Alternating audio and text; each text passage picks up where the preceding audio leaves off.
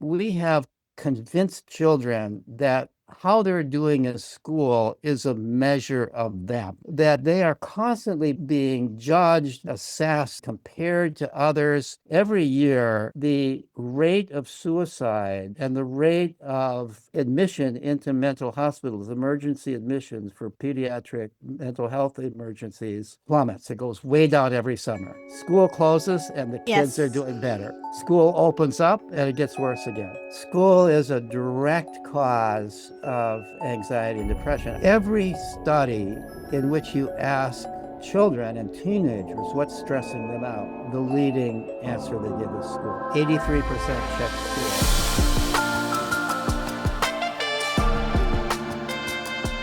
Welcome back to the OpenEd podcast. I'm your sometimes host, Ella, and today my guest needs absolutely no introduction. Peter Gray is here. He is the author of this amazing book, Free to Learn, which was published in 2013, I believe. He is a biological psychologist, so he goes into all kinds of the background of education, how children learn, why play makes children happier, and the types of play that are really, really important for children. So today we're going to get into a really fascinating conversation. Welcome to the podcast, Peter. Happy to be here. Thank you for inviting me. So, whenever I first started reading your book, I was absolutely fascinated by the fact that you actually wrote it a long time ago, right? And we are starting to see a lot of the effects of the things that you were writing about. And you were saying, as an example, right? Anxiety, depression, like all of these things are the result of children not having the right type of an education, not having the right type of a relationship with freedom. So, can you speak to the fact that, like, you were writing all of these things more than 10 years ago, right? What did you see back then? And, like, now, with the perspective of having written the book, been in education for a long time, like, what is your perspective now? Is it kind of fascinating to see all of the things that you predicted would happen and you started seeing happen, like, come into fruition, but like in such a drastic way? Well, I think a lot of people have the mistaken belief that this rise in anxiety, depression, even suicide among young people is new. It's not new. It has been going on since the 1950s. Ever since about 1950, there has been a continuous rise in anxiety, depression, suicide among young people. So by 1990, so this was well before I wrote my book, by 1990, the rates of anxiety, depression were somewhere between, if you look at the data that has been analyzed from questionnaires that assess anxiety and depression given to normative groups over those decades, school-age kids, people have analyzed them. And if you use the scores to make a judgment of what would likely be diagnosed as major depressive disorder or a clinically significant anxiety disorder, the rates of those disorders increased by somewhere between 5 and 8 fold between 1950 and 1990. The rate of suicide among teenagers increased fourfold over that 40-year period. Interestingly, those rates went down a little bit Interesting. beginning at 1990. They went down between 1990 and 2000, and then they didn't go all the way back to 1950s levels, but they went about a third of the way back, a significant decline. Almost nobody pays any attention to that. We all notice when things bad happen, but we tend to ignore when something good happens. So those rates got better for a period of time. They stayed sort of level at this somewhat reduced rate between 2000 and 2010. Then around 2010, they started to go up again. And that most recent increase, that's what people talk about as the evidence for this. But people aren't aware that those rates today are not any higher than they were in 1990. And Interesting. we had a decline, and then we've had a raise up again. So I was primarily focusing in Free to Learn on what had happened in the second half of the 20th century. I I have to admit that even though I was somewhat aware that things had at least leveled off when I wrote Free to Learn, I did not talk about it, and nor did anybody else. It seemed like at that time, it seemed like, well, maybe this is a blip and we should just ignore it. It doesn't, I don't know exactly how to explain it. Other people aren't writing about it, so I kind of ignored it too. But I've realized more recently that I can't ignore it. It's too big a change. It's a real significant change, and it occurs in every measure of psychopathology. And um, and so I have now written about it, and in my new book, I do talk about this whole curve. Why did my new book isn't yet published, but the manuscript is done. I talk about not only the rise in why did things get worse between 1950 and 1990? Why did they get better between 1990 and 2000? And then why did they start getting worse again around 2010? So fascinating. Are you willing to give us a little sneak peek into that? Sure. So between 1950 and 1990, so in one of my chapters of my new book, I summarized something like 11 or 12 different social changes that occurred over that period, all of which had the effect of reducing children's outdoor freedom. Schooling increased greatly. The amount of time kids were spending in school increased. For example, this school year, the amount of weeks of school increased by 5 weeks between 1950 and about 1990. The school recesses were already being cut down by 1990 from what they had been earlier on. Homework in the 1950s, 1960s, kids were not given homework.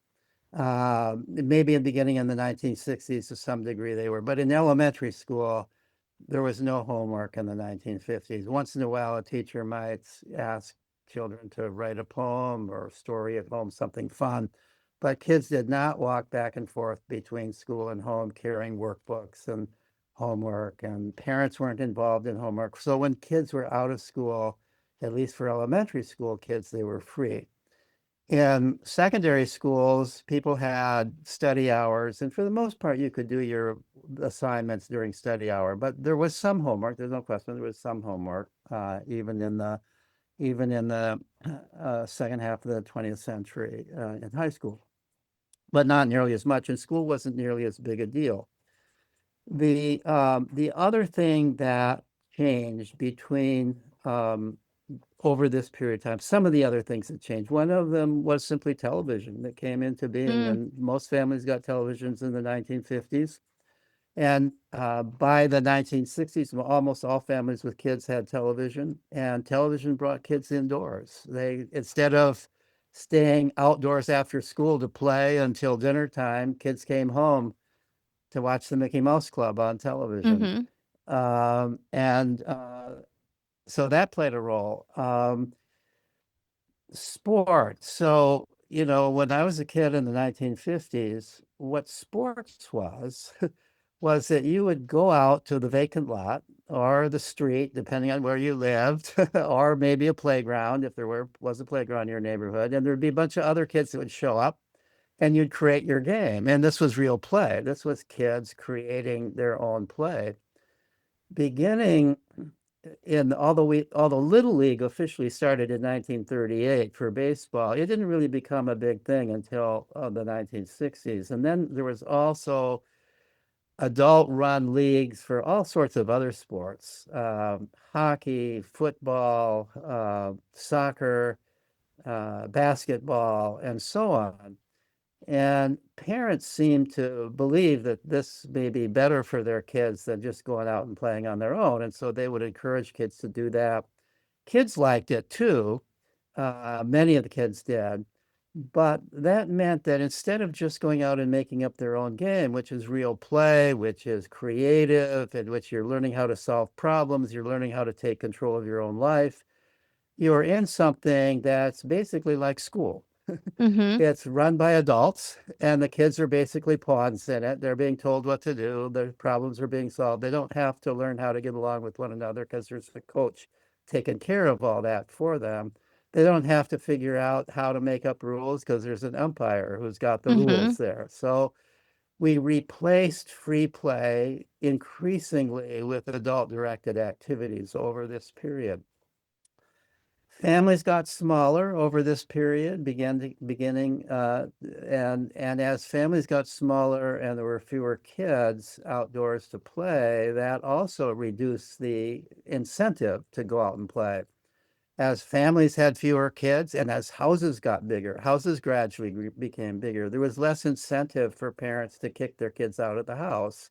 Mm. And as we reached the point where many kids had their own bedroom, they could get away from the ruckus of the house by just going into their bedroom, and they didn't have to go outside to get away from Mm-hmm. it. So all of those kinds of changes occurred, reducing the opportunities for children to really be children, which is to play and explore and solve their own problems, get into trouble, figure out how to get out of trouble, all the things that children need to do really to grow up. Mm-hmm. Those opportunities were reduced.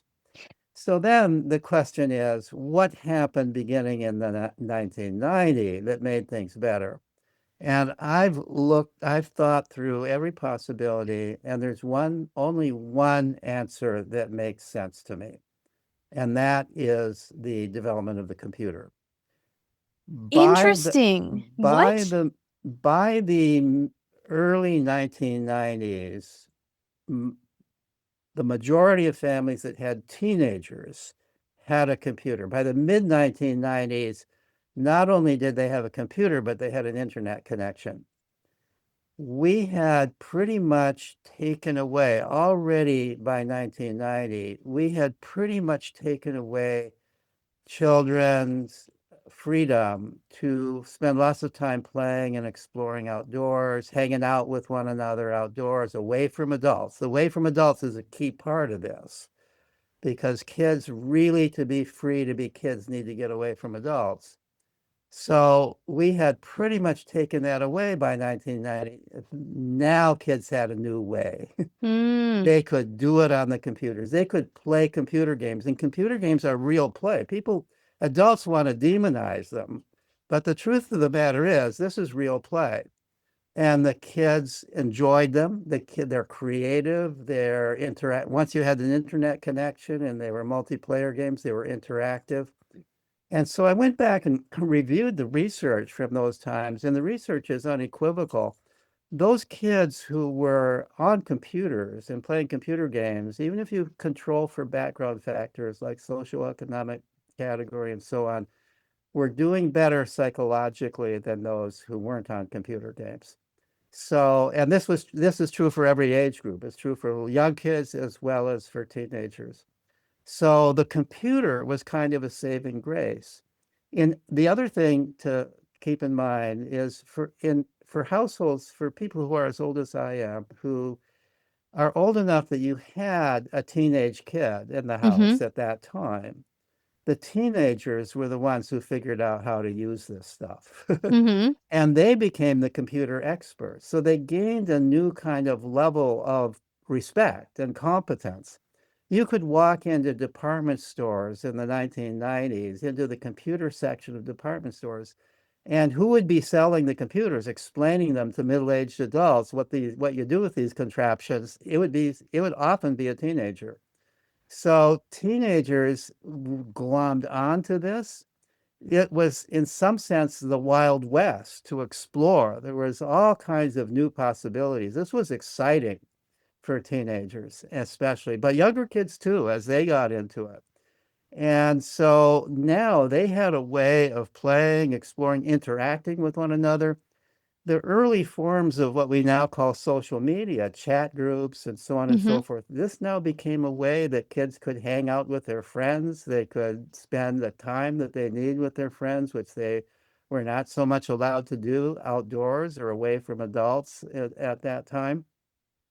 There was a study done by a woman named Boyd, B-O-Y-D, around the time in the very early 21st century. So we're still in the very early stages of computer use and the very beginning of what we now call social media.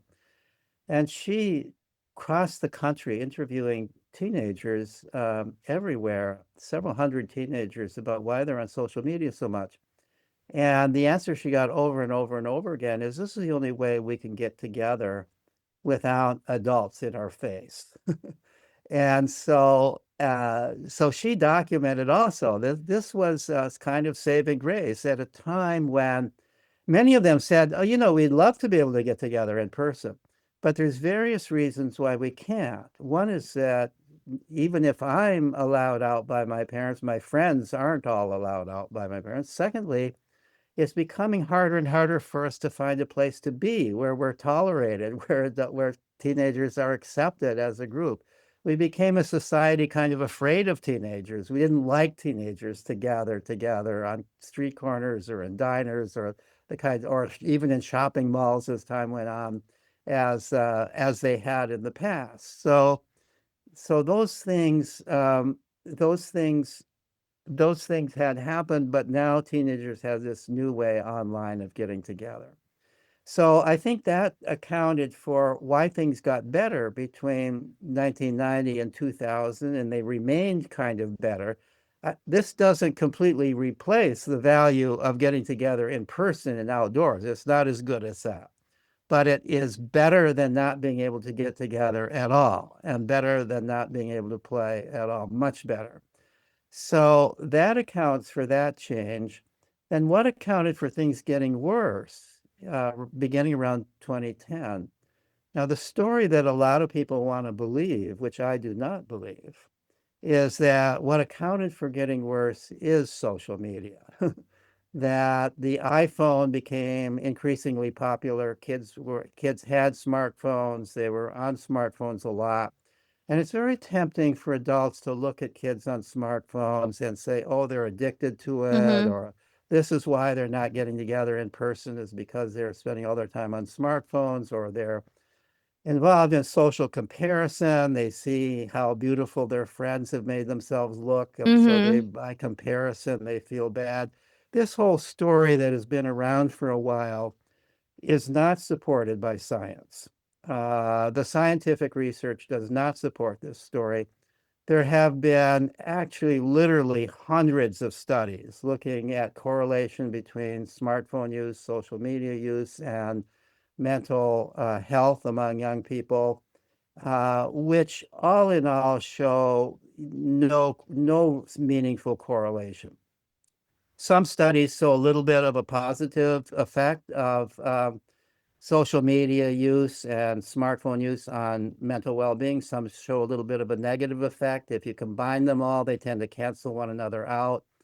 There have been multiple reviews that and meta-analyses showing if you bring all the studies together, you get basically a null effect. That clearly there are some beneficial effects of all of this and some potentially harmful effects, but they kind of cancel one another out. And there's no Interesting. overall evidence at all that social media is the cause of the rise in anxiety and depression. Now, one of the lines of evidence against it is that the United States is not the only country in the world where kids glommed on to smartphones and social media. But this occurred in the United States, and it occurred in two or three other countries, well documented in two or three other countries, but it did not occur in most countries.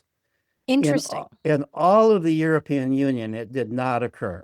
It occurred in the UK, which is actually not part of the European Union, and I have an explanation for why it occurred there, but it did not occur in the EU. Over the same period of time between 2010 and about 2018 or 2019, when this all began to level off in the United States, over that period of time when there was this fairly steep rise in anxiety, depression, suicide among young people in the United States, there was actually a decline, a small decline of all of this in the European Union, even though kids were onto smartphones and social media every bit as much there as they are here. So so I don't buy that argument.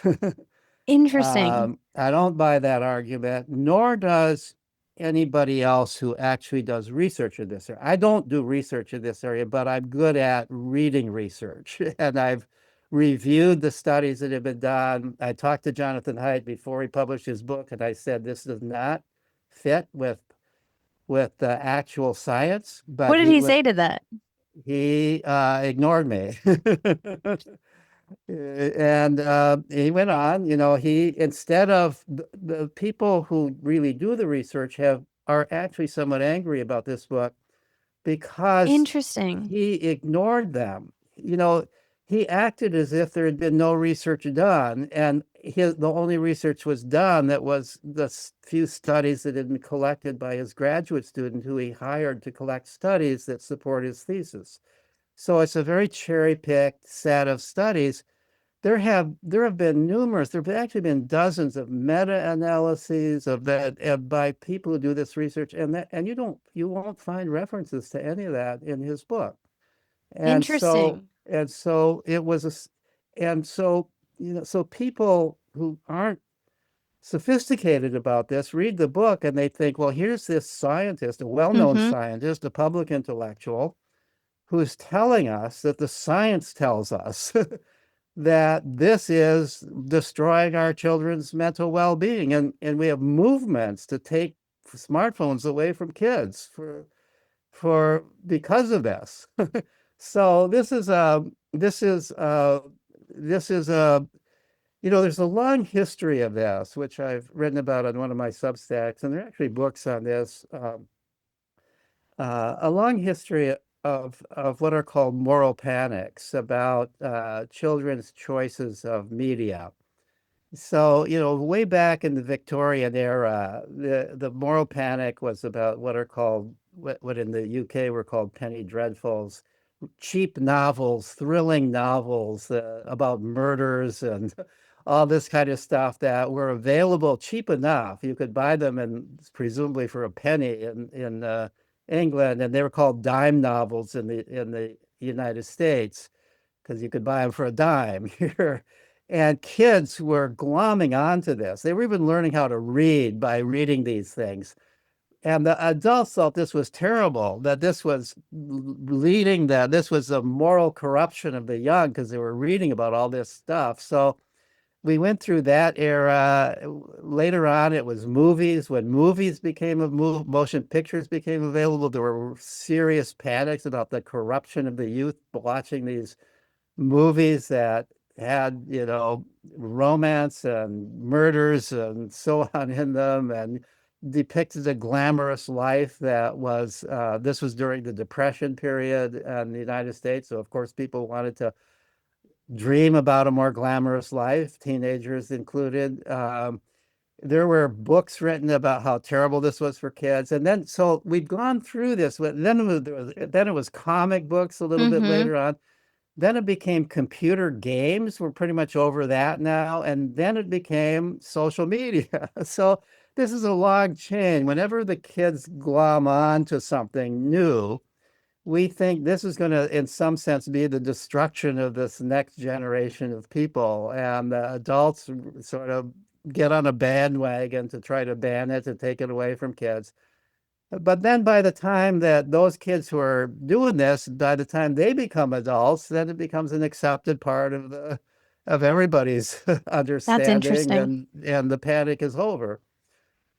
Interesting. So I want to kind of like dive into this idea of what's actually important, right? So like you've mentioned media and the fact that like right now there's this craze and scare about social media and that being harmful for Right, kids.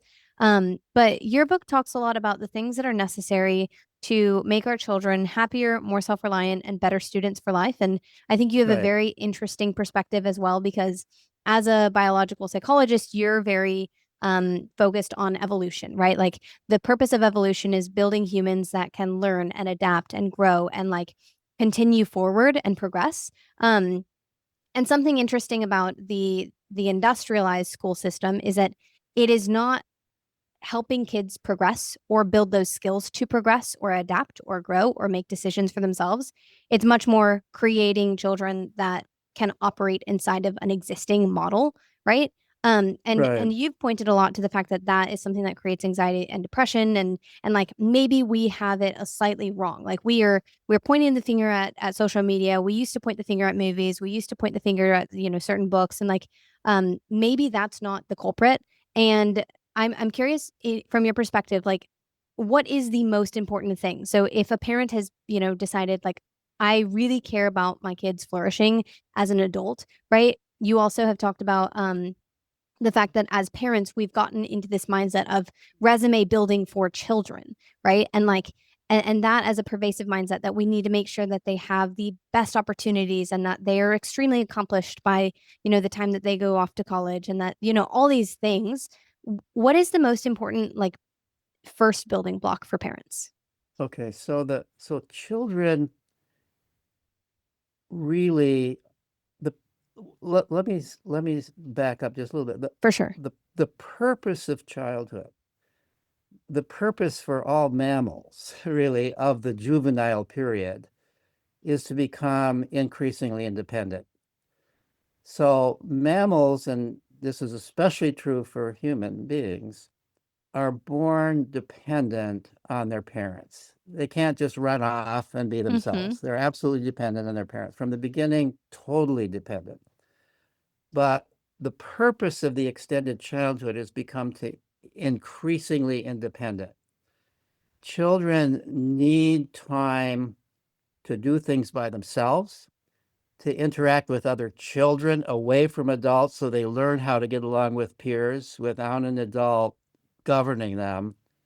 They need to be able to do more and more things on their own without an adult monitoring them, guiding them, telling them what to do.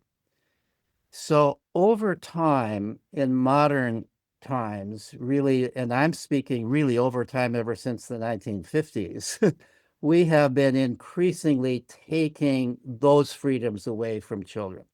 So the children are more or less being monitored and directed and controlled by adults all the time. Mm-hmm. Now, I just described a way that children escaped that for a period of time on computers and so on and so forth. Children are always looking for a way to escape that. But what has happened over time, and here's how school figures in. School figures into the increased anxiety and depression and suicide in two ways.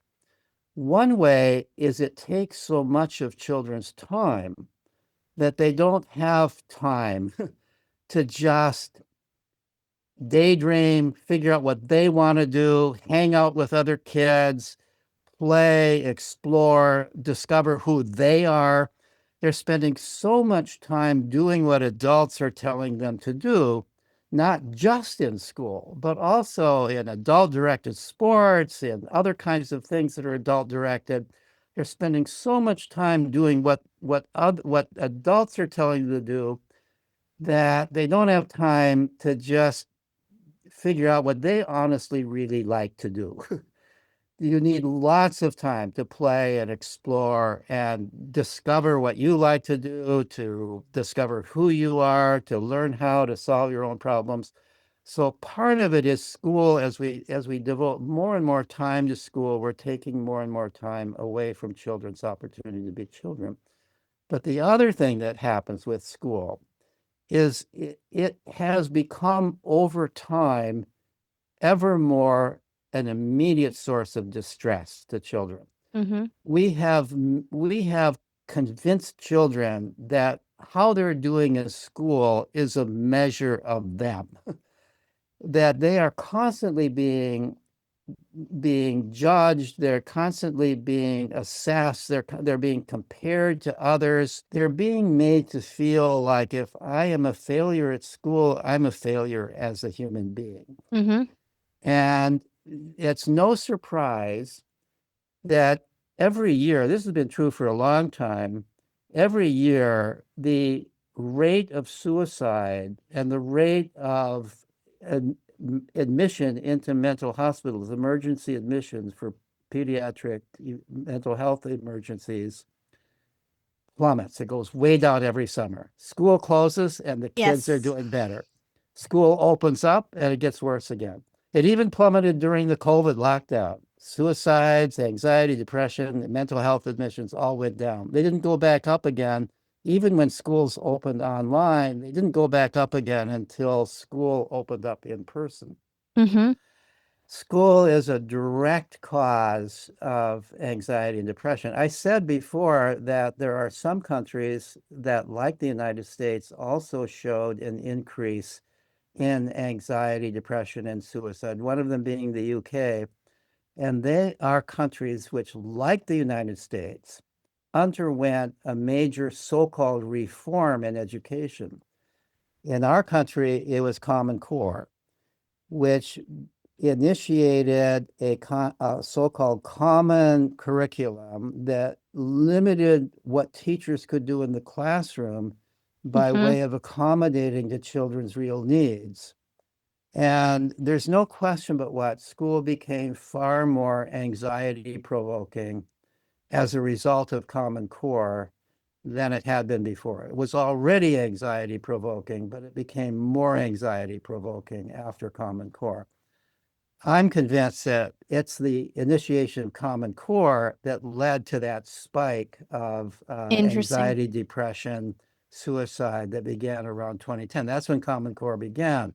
It was in full effect in most states, either Common Core or a similar thing by 2013. So over that period of time, school became more stressful. Every study in which you ask children and teenagers what's stressing them out, far and away the leading answer they give is school, far and away. Yes. The things that we like to think are stressing them out are way down the list. Like it's social school that pressures and it's social school that's media. stressing them out, and that's true across social class. It's true for rich people kids, it's true for poor kids. This is what they say is the cause of their anxiety and depression. So for example, in 2013, the American Psychological Association did a survey. They do a survey periodically called Stress in America. Usually they only include adults, but in 2013 they included teenagers. Teenagers came out as the most stressed out people in America in that Wow. study. And when there was a checklist of what you could check that's indicated what is the main source of your stress. 83% checked school. Mm, Nothing else came close. Nothing else came close to that. So we as a culture, we would far rather blame social media than mm-hmm. blame school. School has a halo around it. Why We is that? don't we don't think we can.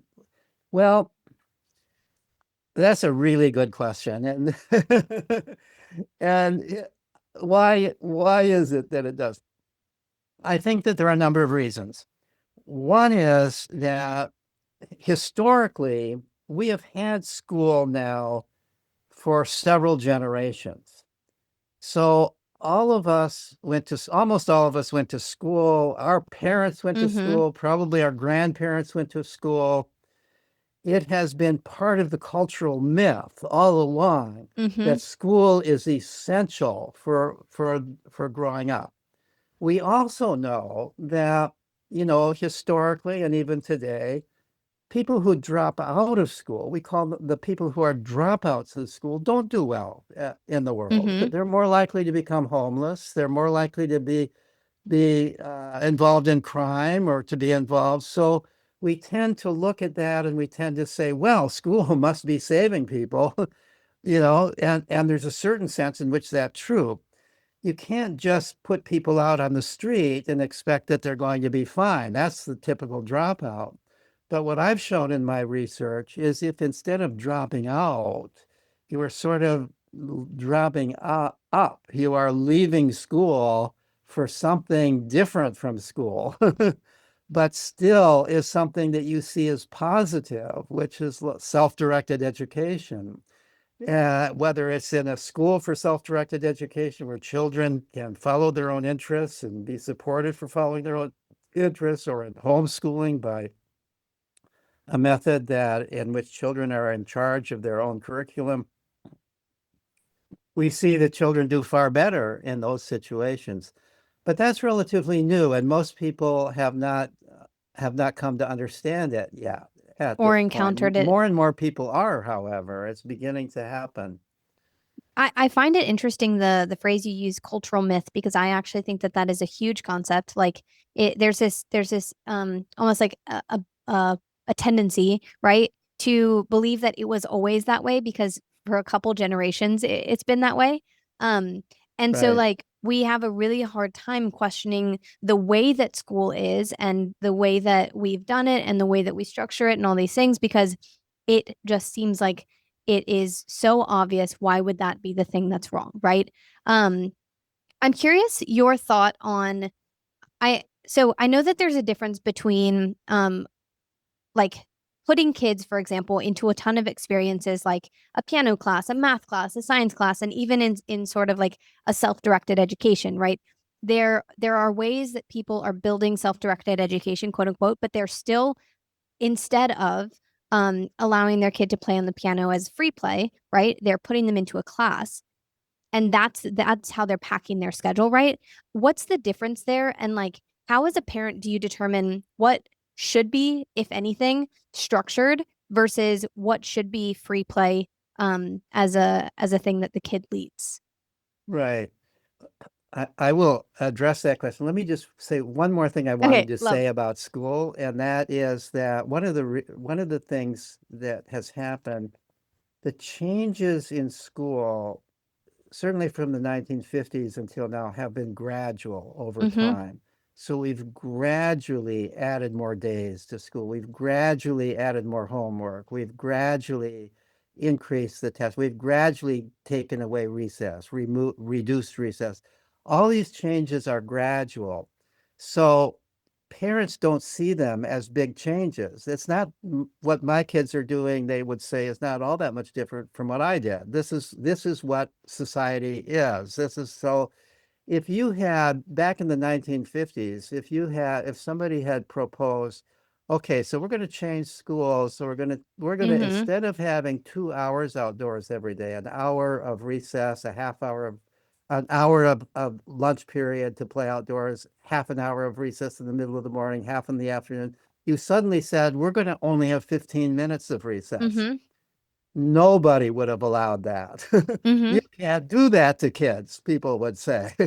If suddenly people said, back then when kindergartens were kind of optional if existing at all, if you said we're going to give homework to kindergarten kids, Mm-hmm.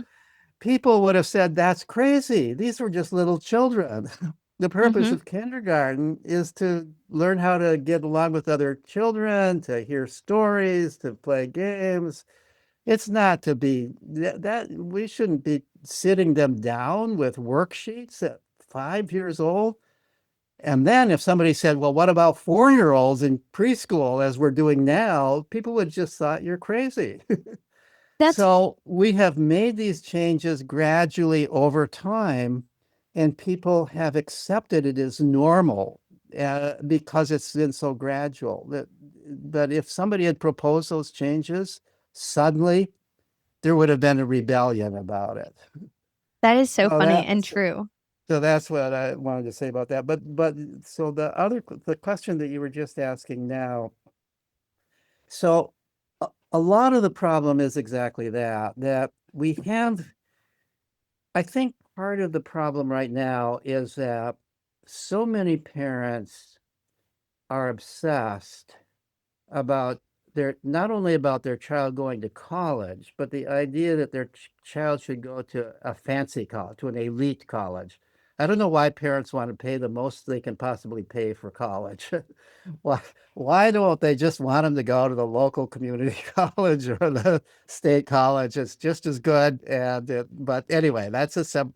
So partly because of that, partly because of this belief that it's sort of almost parents' job to get their kids into an elite college. And the belief is that to get into that elite college, you not only have to have perfect grades in school, get into all the honors classes, do all these extracurricular activities and excel in them, but you have to be in all these to show you're well-rounded. You need to be doing these other, you should be taking music lessons, Mhm. you should be doing, whatever it is, studying, whatever it is. And so kids get assigned into so many different things that not only, aside from homework, they're spending time on all these other adult directed activities. And of course, kids to some degree buy into this. So, I Mhm. mean, kids are not impervious to the cultural beliefs. They begin to believe that if I'm going to succeed in life, I've got to do all these things. It's also the case that in terms of say adult directed sports, it's also the case, it's almost true that if you want to get into, have friends in the physical world that you're going to see every day, where are you going to find them? You almost have to find them by being part of an adult directed activity, because Mhm. you're not going to just go out to the vacant lot or the shopping mall and find them as you once did. So kids who want to be part of other kids and have friends with other kids, sometimes almost the only way they can do it is to join a sports team or to join some other kind of adult directed activity where at least you can sort of play between the cracks. You can be sitting on the bench and playing with your friends on the bench while you're waiting to get into the game. So kids get attracted to it to some degree, but to a large degree, they feel pressured to be part of it. And they feel like this is just like they feel that it's important that they do in school, they begin to feel it's important that they be in these extracurricular activities.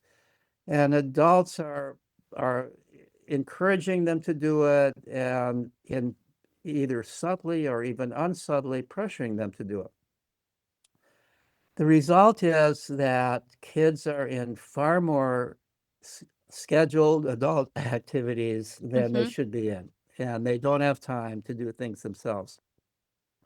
What I tell to parents when I talk to parents is that it would be a good idea to talk with your kids about, so you're in all these activities and I see that you're really busy all the time and you don't have a lot of time to do things that you yourself might like to do.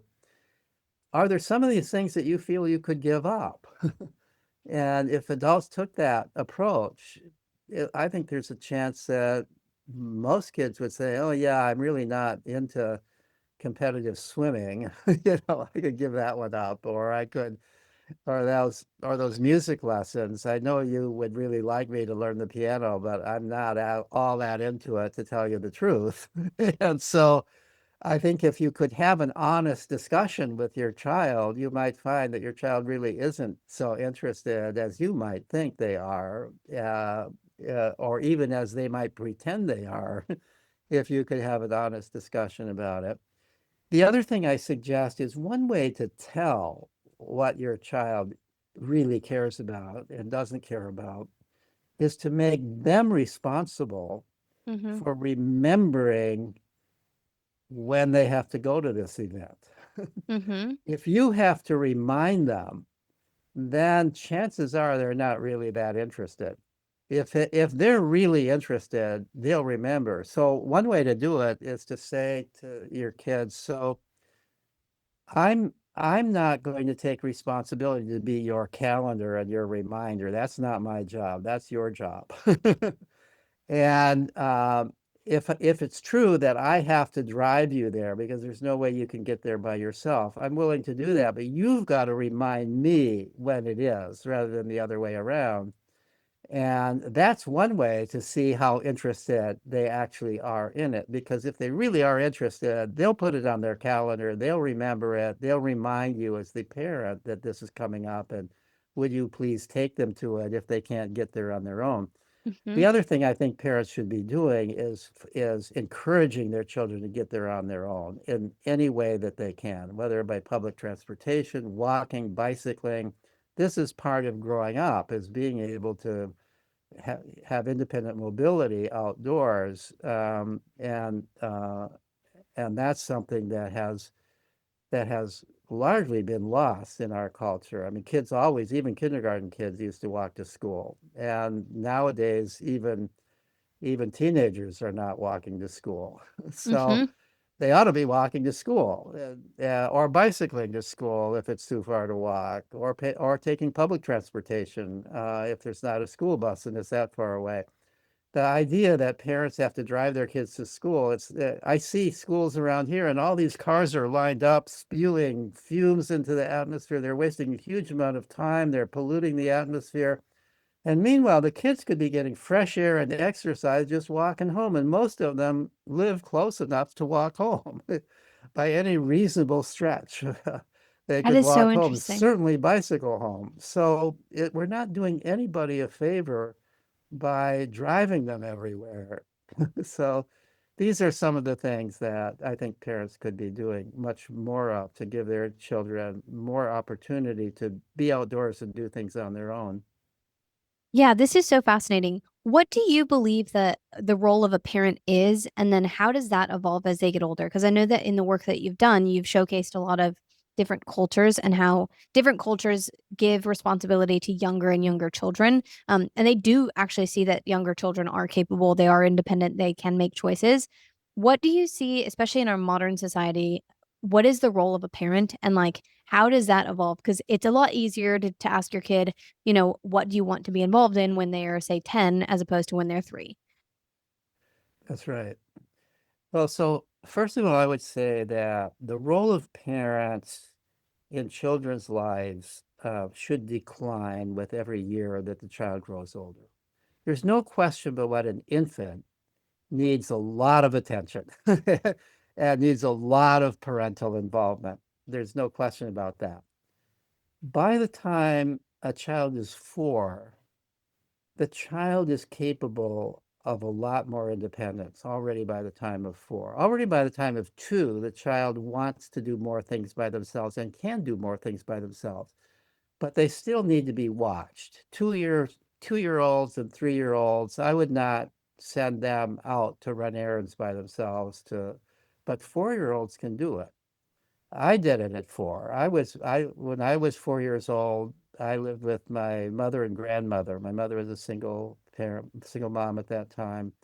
And my grandmother and my mom worked full time, and my grandmother was somewhat crippled. And at 4 years old, she would send me, we lived on a busy street in Minneapolis, Minnesota. She would send me 2 blocks away to buy, of all things, cigarettes for her. This That's was a so long time funny. ago, right? So 4-year-olds at that time, at least and I'm not sure that all 4 years, but certainly by 5, kids were out there doing things like that. They could run errands for their parents. They could do things in hunter-gatherer cultures. I did studies a few years ago, not directly, unfortunately, living in a hunter-gatherer culture. I didn't have the opportunity to do that, but by surveying anthropologists who had, the general belief among hunter-gatherer adults is that 4 years old is sort of a turning point when children have common sense, when children don't need to be watched all the time. They can run off with the other kids, they can do things. They're not going to do stupid things any more than any of us do. We all do stupid things, but they are capable of understanding rules. They're capable of thinking about things. They're not going to run off and get lost in the woods. They're going to have enough sense not to do that, and so on by about 4 years old. It's interesting to me also in this regard that I've been very long involved with a radically alternative school called the Sudbury Valley School, where Mm-hmm. children are not watched. They're free to roam around the campus and in the woods as part of the campus, and so on, without adults following them around. And the youngest children they will accept is 4 because they don't believe 3-year-olds generally are capable of managing themselves, but 4-year-olds are. Even 4-year-olds have to have a visiting week to show that they're capable of managing themselves at the school. In fact, every new student has to have a visiting week because there are teenagers who aren't capable of managing themselves too, are going to do things that violate the school rules or even state laws on campus, and they can't tolerate that. So you've got to, so, but the point I'm really making is there's a shift at 4 years old. And there's even laboratory research showing that children by 4 years old have generally internalized language well enough that they're capable of thinking verbally, which means they can remember rules. They can remember, oh yeah, mom said, don't touch that hot stove, or look both ways before I cross the street. They're capable of remembering and following rules and guiding themselves that way. So, so there is that. So increase the point I'm making is increasingly over time, children should have more and more independence, more and more opportunity to do things on their own. In this world today, I'm not going to tell parents to send your 4 year old out to buy cigarettes or anything else because no parent is going to do it. And somebody might even call 911, very likely would call 911 if they saw a 4 year old walking down the street with no adult with them. We are in a different world. But I would tell them, your 8 year old ought to be walking to school. Your 10 year old certainly should be able to do some shopping for you. Your and it will be good for them to do that. They will feel proud about doing it. It will be a grown-up sort of thing to do. They will be happier. They will have a greater sense, a less fear of becoming an adult because as they're growing up, Mm-hmm. they're doing more and more adult-like things. Yeah, something that you've So mentioned I before. think what's happened with parents, so it's traditionally, of course, the role of parents is to feed the child, to house the child, to love the child, which should come pretty naturally, comfort the child when the child needs comforting. We have taken on, Parents have taken on the additional job of managing the child. Interesting. And that should not be part of the parent's job. That children should be managing themselves. Parents Mm, should be helping the children when the children need help in managing themselves. But parents have taken on the task of manager, where they are sort of telling the child what they need to do and and enabling the child to do the things that the parent has decided they should be doing. They become the mm, child's manager. That's not a good parent-child relationship. It often puts the parent and the child at odds with one another. The parents, I think that the way parents should think about children is it's at least once they're beyond the age of 4, and this might sound like a little bit of an exaggeration, but begin to think about your child the same way you might think about your spouse. Your job with your spouse is to be in relationship with that person, to help that person when they need help, to care about that person, to love that person, to understand that person and help that person meet the needs that they want to meet, to be a partner with that person in that way. And if parents could think of their children more in those terms, this is a relationship. This is not a job. It's sort of a job when it's an infant. There's almost no way around it. Changing diapers is a job, right? I mean, that's, but once the child is beyond a certain age, instead of thinking of it as a job, instead of thinking of parenting as a job, mm. thinking of being a parent as a child adult relationship. And how do you make that relationship a really good and loving and caring relationship, a two-way relationship? Respecting the child's needs for privacy, just like you would respect your spouse's needs for privacy. Your spouse would object if every time they came home from work, you wanted a detailed report about what happened at work. Your spouse would rebel if you tracked them digitally as they went out. This would be an invasion of privacy. You would not want that from your spouse. Your spouse would not want that from you. You need to be respectful and trusting of one another. And I think the same is true between a parent and a child, certainly beyond a certain age with the child. Mm, The children need their independence. They need increasing independence. They need respect. They need to be understood rather to, than for parents to act as if the child is is really incapable of making good judgments. There are with if you have that kind of a two-way relationship, your child will ask you for your opinion. You don't have to you don't have to present your opinion. If your child needs your opinion, wants your opinion, they will ask you. hmm But if you give your opinion too often, they will avoid asking you. They don't want to hear more than they are asking for. This They makes want to sense. run their own life.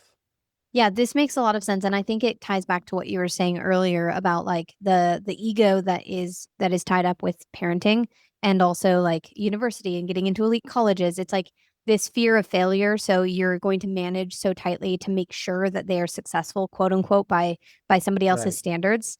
Um, right. and something that I love that you said in the book and I would encourage anybody to read it is like this whole safety question, this whole safety thing, like, oh, but it's not safe. I don't feel like I can let my children walk to school. I don't feel like I can do all these things.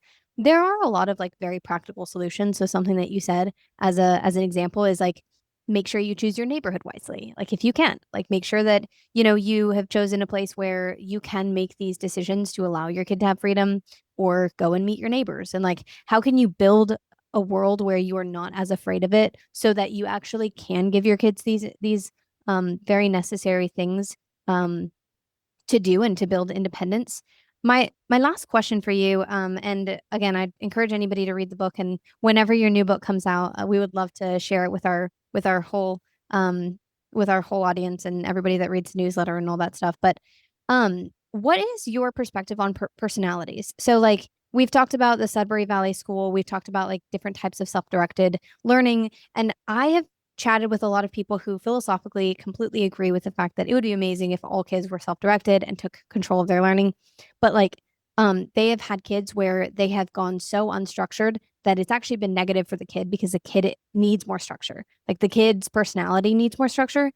Do you think personality plays a role in that? Do you think it's like something that wasn't maybe built as a foundational element early on, or like I don't know, what is your perspective on that as like a choosing education models or choosing the right path for a specific kid versus saying like, okay, this is going to suit all kids? So when I hear about some children are more self-motivated than others, and the question is, well, self-motivated for what? And by self-motivated, as the parent made, this child is not self-motivated to learn how to read. This child is not self-motivated to do the things I want the child to do. Or is the child truly not motivated to do anything? Is the child just sitting there doing nothing? Is it even possible to sit there and do nothing?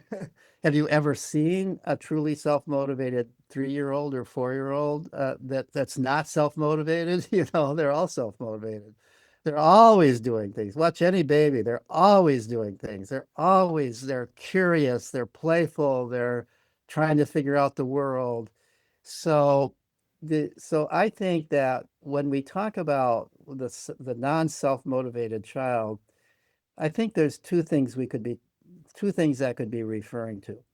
One is when children reach school age and they are constantly their own questions are no longer important or respected. And play is regarded as a waste of time and disruptive. So the things they're motivated to do, their motivation is being suppressed. And instead, they're being told you have to do what we adults are telling you to do.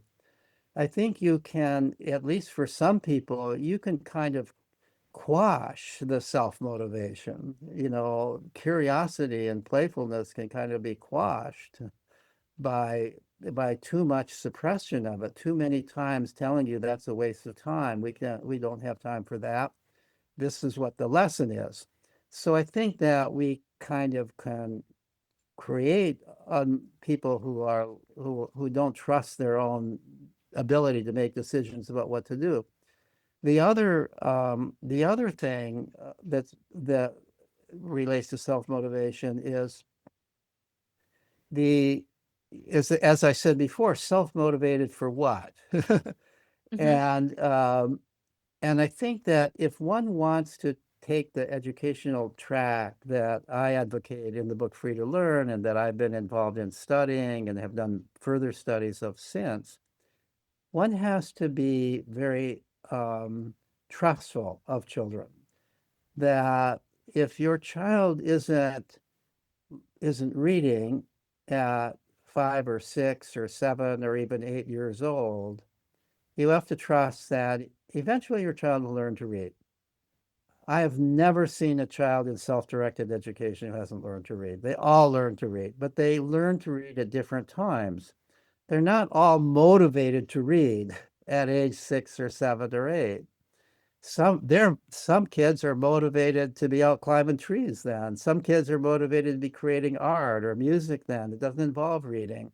Some kids these days are, quote, reading. They call it ear reading, where they're listening to books, they're listening to audiobooks, or they're exploring other ways of learning.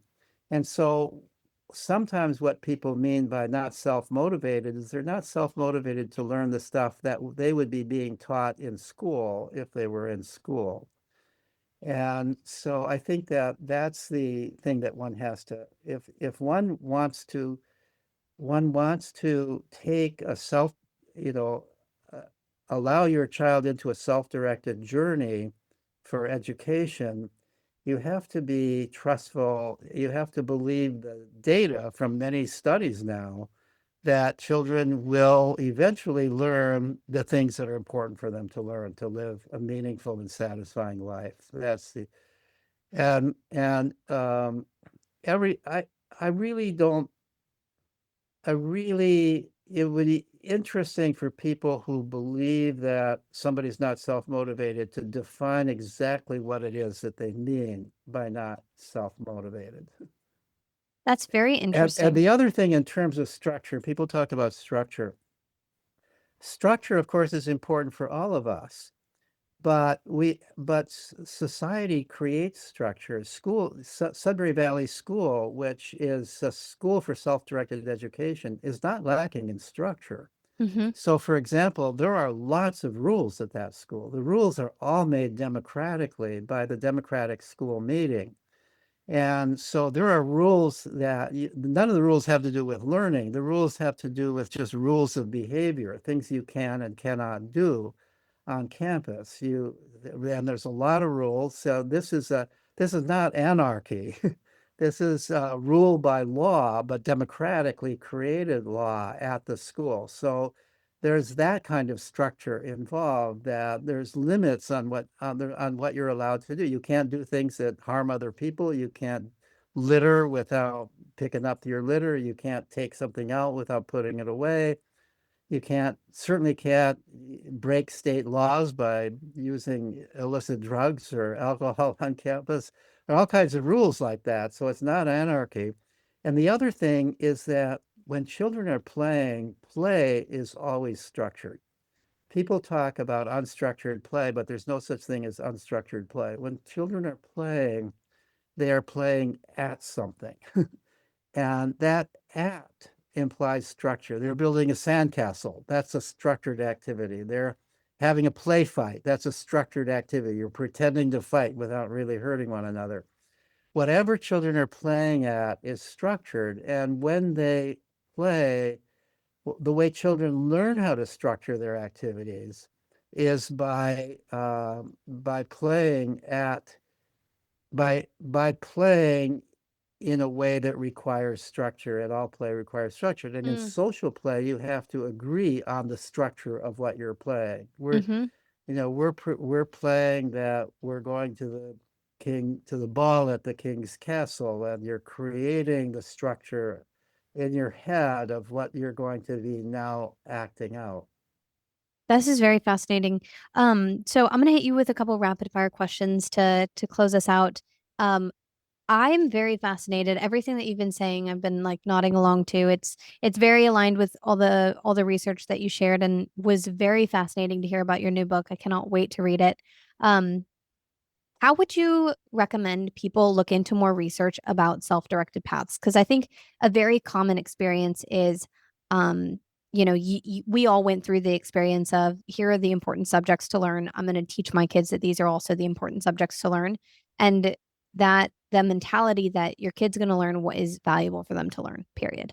Um, and like that, the trust that's associated with that, as opposed to like we send kids through math classes and science classes, and lots of times they don't even learn anything in them. They're just checking boxes, taking tests, and going through them, right? But it's still this like pervasive cultural myth, to use your words, like that Right. we need those things. Do you have any like readings that you or podcasts or people that you'd recommend people look into if they're kind of interested in that?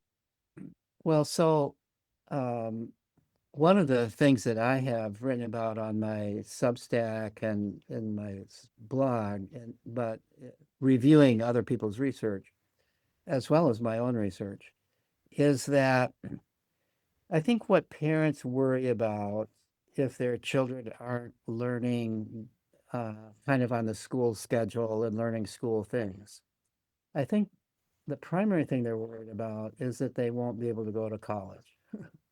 Um, I don't think anybody believes that they're learning in school things that are really important for daily life because they're obviously not. They're not learning in school thing. It used to be that schools offered more things that had to do with daily life. There were shop classes, there were home ec classes. Unfortunately, they were sex segregated, which they shouldn't have been. We should have had men and boys in home ec and girls in shop, but we didn't back then. But the idea was that you're kind of helping to educate kids for life. But I think now schools are almost entirely oriented towards what they call academic education, the goal of which is to prepare them for college, the ultimate goal of which is to prepare them for college. Now, here, the thing that I learned in my very first study of the Sudbury Valley School graduates, so it was done long ago, and I described this study in the book Free to Learn, is that you don't have to do any of that stuff, and you can still go to college, and you can still do well in college. That was the most surprising result to me. And it was one of the main reasons I did that study. My son had become a student at this school, and I was concerned, well, what if he wanted to go to college when he graduated from that school? Would he be able to? So I did a study of the graduates, and there were some of the graduates who had never been to a typical school. They had never taken what we would call a school course. They had never taken an exam until maybe they took the SAT exam, which they prepared for.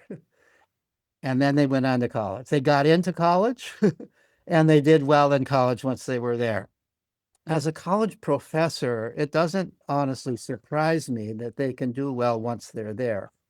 And one of the reasons it doesn't surprise me is most kids graduating from high school, even from fancy high schools, even if they got all A's, don't remember what they learned in high school anyway. So every class starts pretty much from the beginning anyway.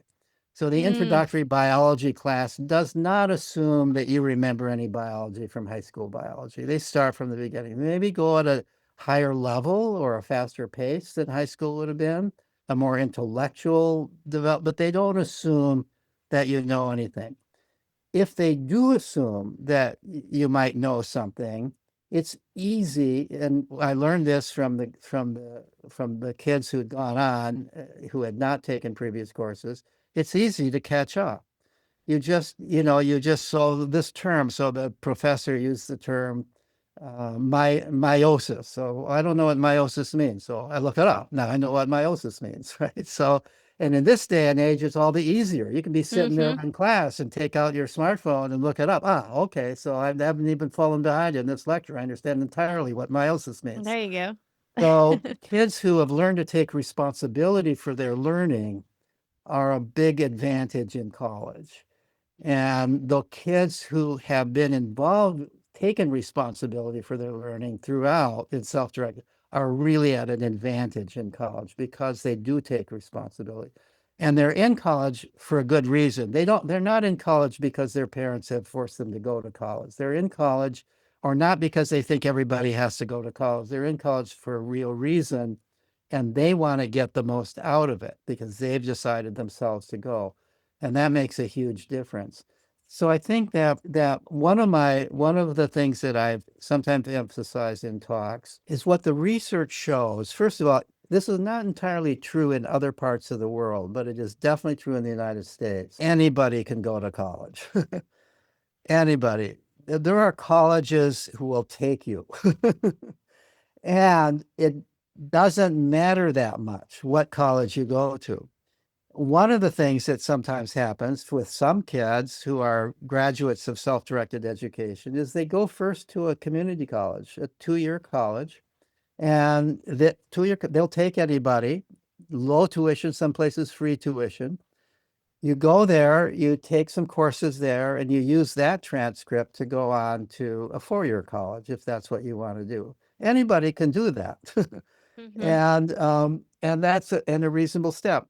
But the other thing is that there's actually research that truly this was done long ago, some time ago, or started some time ago. This is longitudinal research that has to occur over time, in which what these researchers did, and the research team that I'm thinking of, one of them is an economist and the other is a statistician, and they did the statistical equivalent of creating identical twins. So let's basically identify people who by all background characteristics are as similar to one another as we can make them. They come from economically similar homes. They score similarly. They have similar IQs to the degree that one can assess IQ. But even and let's look at the difference. Let's look at whether it matters whether they go to an elite college that's hard to get into, or they go to a college like the local branch of the state college, state university. It turns out when you do that kind of matching, there's no overall benefit of having gone to the elite college. Really? That's really true. No overall benefit. Not even Even relationships?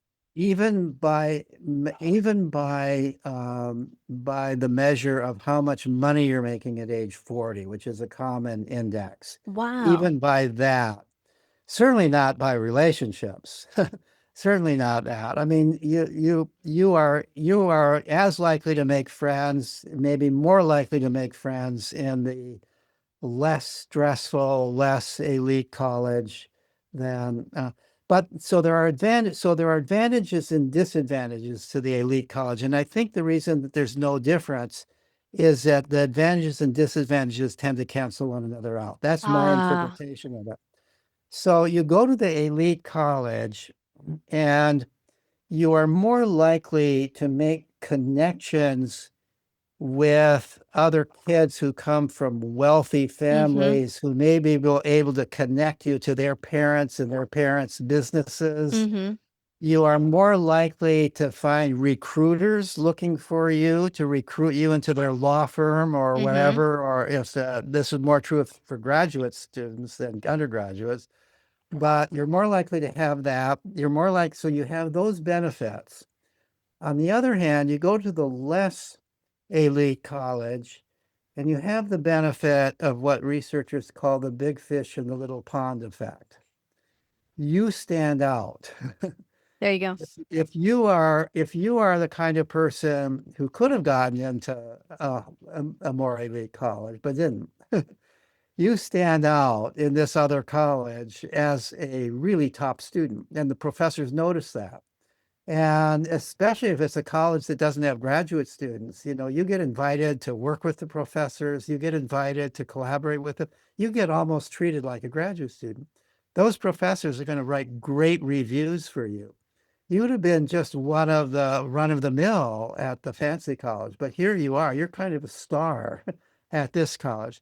You have more of an example. I'm giving that example, but that's true all the way down the line. If you're sort of a mediocre student, but somehow you make it into Harvard, you're kind of one of the failures now, and you Mm-hmm. feel like you're a failure. But you go to the other college and you feel like I'm okay. I'm just like other people. It affects your self-esteem. It affects your own image of yourself and what you can do. So there's a lot of research showing that what is called academic self-esteem goes down when you go from a place where from say a high school where you were one of the top students to now a college where you're kind of just That makes average so or much less than sense. average. It really affects your self-esteem, which then also affects your performance. It lowers your aspirations in some Hmm. degree. This is so fascinating. And I'm really glad that you tackled this because I think you are correct in your analysis that what parents are afraid of is what happens next. Like, will my child be successful? Will they be able to get into college? What is their Right. path? Am I opening the right doors for them? And like parents usually want the best for their children. So they have this innate desire to open as many doors as possible and create as many opportunities as possible. Um, and what's funny is like sometimes that the answer is not necessarily controlling everything. It's actually letting go. And like that's a lot Right. harder. Do you have a list of books that you'd highly recommend people read if they're interested in learning more about education and children and they're in the midst of trying to build something that's right for their kids or like help guide them in the right direction? Well, so there are quite a number of books that would be relevant. One book that I kind of suggest to parents is Alison Gopnik's book, The Gardener and the Carpenter. Do you know that book? So Alison Gopnik is a leading developmental psychologist who studies the cognitive abilities of little children and published these amazing, children are so much more logical than we think they are and able to solve problems and so on and so forth. But she wrote this book that is really aimed at parents called The Gardener and the Carpenter. And she talks about sort of two different approaches to being a parent. The carpenter approach is the approach of that you're sort of sculpting your child, you're building your child. Your child is your product. Just like if you were a carpenter making a table or a chair, that would be your product. And she argues that this is the wrong way to think about being a parent. You can't build your child. Your child just isn't buildable. Your child is going to resist that. You're going to be disappointed. You can't have a sense. You can have a sense of like if you're a carpenter and you're building something, you can have a sense of an image. This would be the perfect chair that I want to build. But that would be a terrible mistake to say this is the perfect child that I want my child to be. First of all, the chair doesn't respond negatively to that kind of pressure, but the child does. So the gardener approach to being a parent is the approach that says, you know, children, just like all biological things, have in their DNA a plan for growth, a plan for growing up, a plan for development. That's in their DNA. And you're not going to affect that. You could fight it and make things worse for the child. But what you want to do, as the gardener approach, is just provide the fertilizer Mm-hmm. that helps the child grow the way they are going to grow. And there are personality differences. And part of the job of the parent is to recognize that my child is not the same person that I am. My child has, a random selection of my genes and a random Mm-hmm. selection of my partner's genes, but this is a whole different person. This is not me. It's not a replica of me. People talk about reproduction. They're not reproducing themselves. They're producing an entirely different creature, Mm-hmm. an entirely different human being. And the job of the parent is to learn who that person is and to help that person be who they are rather than to try to decide what that person should be. Now, I'm sort of elaborating on Gopnik's point using some of my own language in this, but that's her point, and she makes a very effective case that that really the job of parents is to be in relationship with their child, to understand who their child is, and to provide what their child seems to need rather than what they or society is somehow telling them they should be foisting on their child. Wow. She also tackles, she's the one who says, she points out that the word parenting, as if it were a job, was in non-existence prior to about 1970. Nobody talked about parenting. Interesting. I didn't know that. Yeah. I didn't know it either, to tell you the truth, even though I was around long before that. It became a popular phrase as people began to think of being a parent as a job. She says we shouldn't use it, I can't get away from parenting. It's so much in our vocabulary. I use Mm-hmm. it. I even use it as title in my titles to things. But she says we shouldn't talk about parenting our children any more than we talk about wifing our husbands or husbanding our That's wives. funny. We should think of it as a relationship.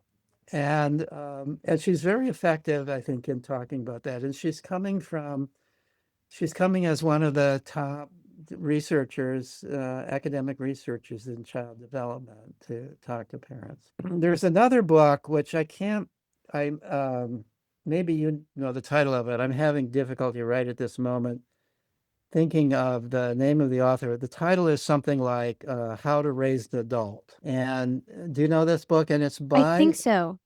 it's by a woman, and I should know her. I've even been on the um, same programs with her. It's by a woman who was formerly the dean of freshmen at Stanford University. I So looked it up. It's this is Julie somebody, Himes. that's exactly who it is. That's Okay, right. there you go. And so she's talking about her experience as the dean of freshmen. So here, Stanford is, of course, one of the elite colleges that Mm-hmm. parents would love to get their kids into. And so her experience as dean of freshmen is that so many kids were suffering and so many kids were not prepared for college, not because they weren't academically prepared, but they weren't emotionally and developmentally prepared. They weren't prepared to live independently. They didn't know how to take care of themselves. They didn't know how to deal with real life without an adult there standing over them because they had been so overprotected. And so she says in her book that this experience working with freshmen at Stanford, coming from these privileged families and who had sort of given them everything, was I'm gonna with my own child or children, I don't remember if she has more than one, I'm gonna change the way I interact with this. I'm going to insist that they do chores around the house. I don't want to send them off to college not knowing how to make their own bed or clean their own room, or if they're living on campus, how to cook. These are important skills, and they are as important as, at least as important as what they're learning in school. So I'm going to put less emphasis. I'm not going to worry about their academic performance. I'm going to be more concerned with their development as whole people who feel comfortable within themselves, who know what they want to do, who, if they do go to college, have a reason to go to college. This is so good. I'm gonna note both of those down and read both of Right. those books. Thank you so much for coming on the podcast. I know that people can read your writings a lot on Substack. You're pretty active on Substack, which is such a gift. And so people can follow you there. Is there anywhere else that people can follow you? And how will, other than Substack, do you have a date for your new book publishing? Yes, I just learned, I'm somewhat sad to learn that the publication date is not until September 29th of this coming year, Oh no. 2026. So my manuscript is done, but they go through a process that takes about a year, so Wow. close to a year, about 9 months. It still has to be copy edited. That won't take long, but I think there's a time. I don't know exactly all what goes into the publication. It's a big publishing company, and I'm not in a position to argue with them about that. So it's not until then that the book will be published. But meanwhile, much of the ideas are in some of my Substack posts. The other thing that people can get access to, I have a personal website that is just at petergray.org, so it's an easy URL to remember. And you can download there. Yeah, almost most of my academic articles, or many of my academic articles, are available as PDFs there. And I write in a way, though, even though they're published in academic journals, I think that they're very readable by anybody who can read. I don't use a fancy language, and I always write in a way that is, I'm aiming to try to communicate with anybody who really wants to understand what I'm saying. So don't be put off by the fact they're published in academic journals. You can find, for example, my studies of grown unschoolers that show that they can go to college, my studies of the graduates of Sudbury Valley School. It's amazing. I have a chapter published in the Oxford Encyclopedia of Educational Research. That is a chapter on self-directed education. That was an invited chapter. So people who are looking for the actual published, peer-reviewed research on what is possible for children who grow up with self-directed education can find my articles, which also review other people's work in this area, at that That's amazing. website. Well, Yeah. we'll keep all of the links kind of in the descriptions, and then also we usually publish an article as well, and so we'll make sure that everybody can find those, because you are a very, very good writer, and very uniquely, as opposed to many academic writers, you write very, very approachably as well. So I always appreciate that. I always attribute it to not knowing very many big words. Well, this is so fun, Peter. It was so great Okay. chatting with you, and thank you so much for coming on the podcast and sharing your thoughts. Thank you for having me. It's been a pleasure.